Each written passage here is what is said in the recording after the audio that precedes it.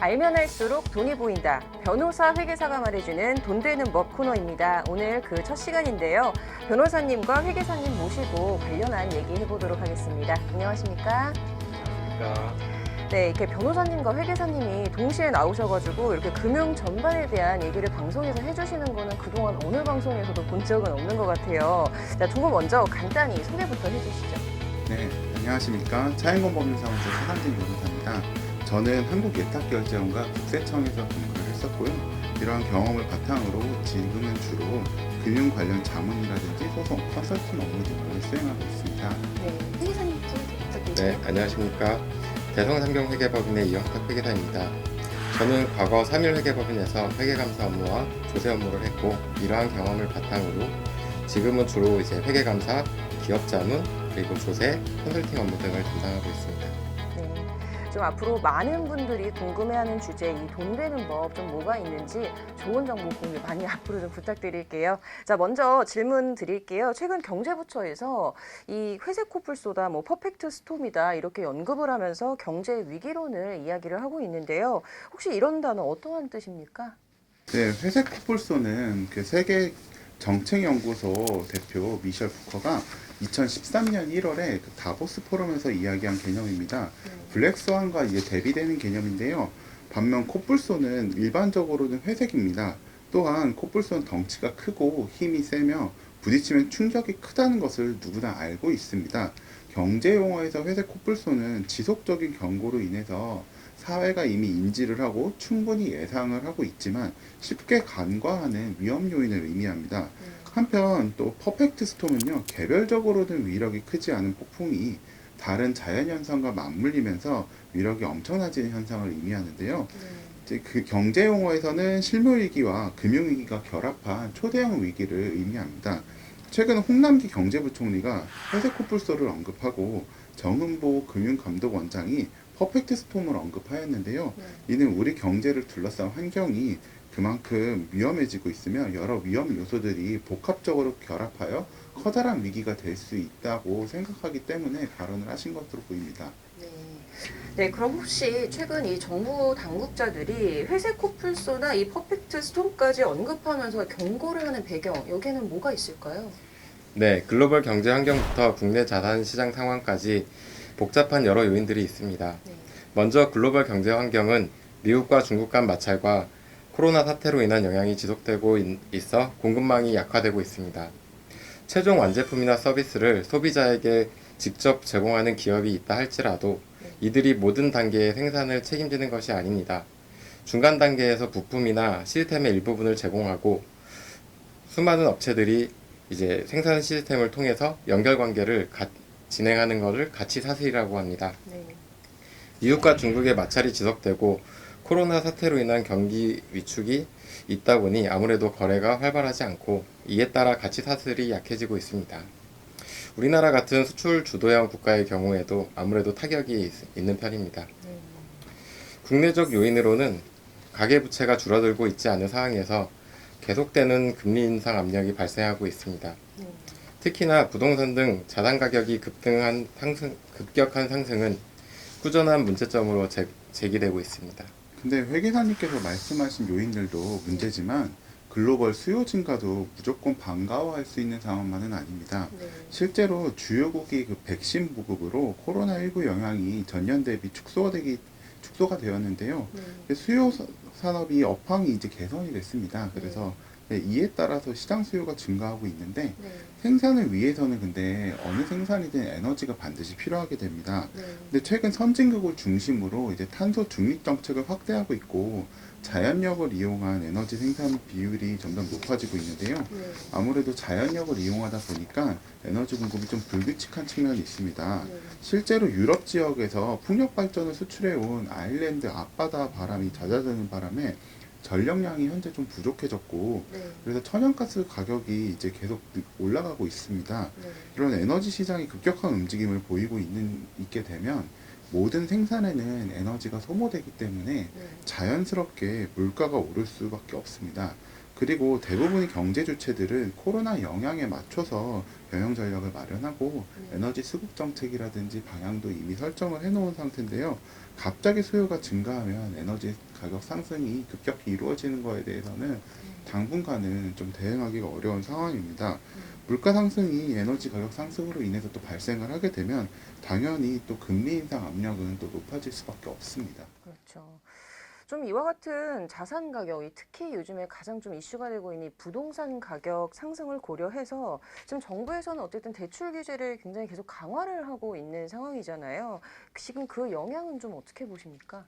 네, 정부가 높은 수준의 대출 규제를 계속하고 있는데 네. 이를 지지하는 분들도 있지만 부정적인 시각도 상당히 많이 있는 편입니다. 네.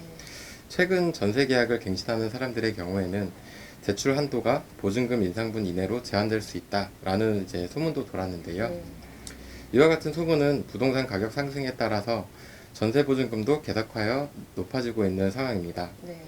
기존의 전세자금 대출을 받은 사람들에 대해서는 대출 갱신이 이루어지지 않게 되면 네.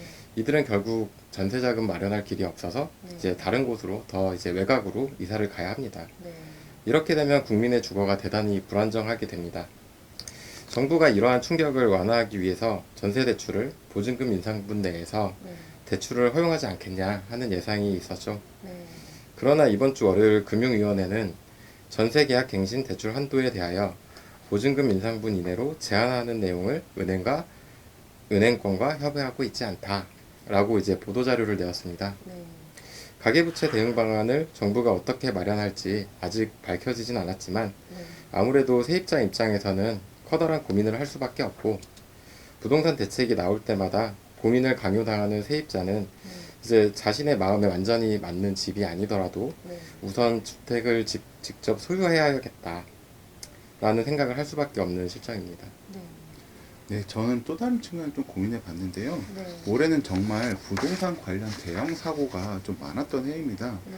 올해 초 신도시 계획을 알고서 LH공사 직원들을 비롯한 네. 정보를 먼저 수집한 사람들이 부동산을 취득하여 거액의 이익을 취득한 사건이 있었습니다. 그렇죠. 또한 최근에는 이제 정치적 이슈로 좀 민감한 사안이긴 한데 대장동 개발 사업으로 국내에서 영향력 있는 사람들이 커다란 이익을 얻어 사회적 이슈가 되고 있습니다. 네. 아직 뭐 수사가 종결된 것도 아니고 무죄 추정의 원칙을 고려했을 때는 이것이 뭐 범죄냐 아니냐 그리고 누가 관련이 되었냐에 대해서 뭐 가볍게 이야기할 수 있는 사안은 아닌데요. 네. 최소한 누군가는 근데 대출 규제로 전세자금 조달이나 자신이 거주할 집을 마련하기도 어려운 상황에서 이러한 사건들이 계속해서 발생하면 국민들로서는 국내 경제 시스템의 공정성에 대해서 네. 의문을 품을 수밖에 없는 상황입니다. 네. 또한 이런 상황이 계속 반복되면 정부의 안내와 시그널도 신뢰를 잃게 될 것입니다. 네. 그리고 나아가서는 정부가 이제 회색 코뿔소가 달려오는 네. 상황을 막고자 하여도 사용할 수 있는 카드가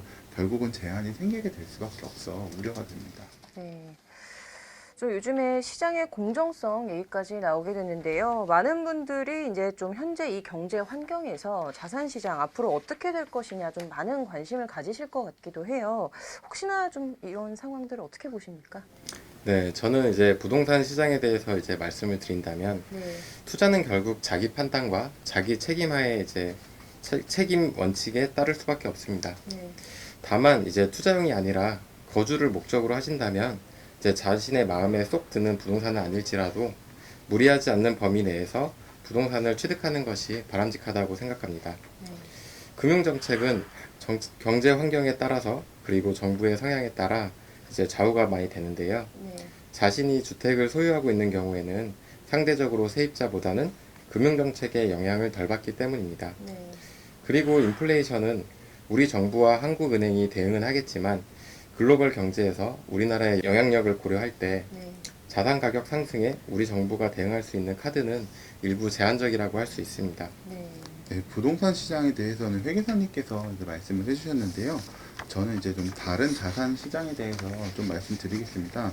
먼저 주식 시장의 경우에는 이번 2분기 상장사 기업 실적이 상당히 좋아졌습니다.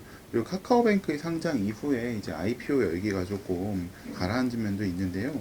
여전히 좋은 기업들이 많이 상장이 되고 있습니다. 네. 단순히 기업이 업종이라든지 아니면 그 소문만을 보실 것이 아니라 재무 상황을 보면 상당히 매력적인 기업들이 있는데요. 네. 가령 얼마 전에 상장한 모기업의 경우에는 꾸준히 영업이익이 발생하여 안정적으로 성장하고 있고 그리고 채무도 얼마 없으며 향후 사업 내용상 앞으로의 수익도 지속하여 발생할 것이 예상됨에도 불구하고 흥행에 실패한 경우가 있습니다. 이와 같은 기업들을 눈여겨보셔서 이제 주식을 취득하시는 것도 매우 좋을 거라고 생각하고요.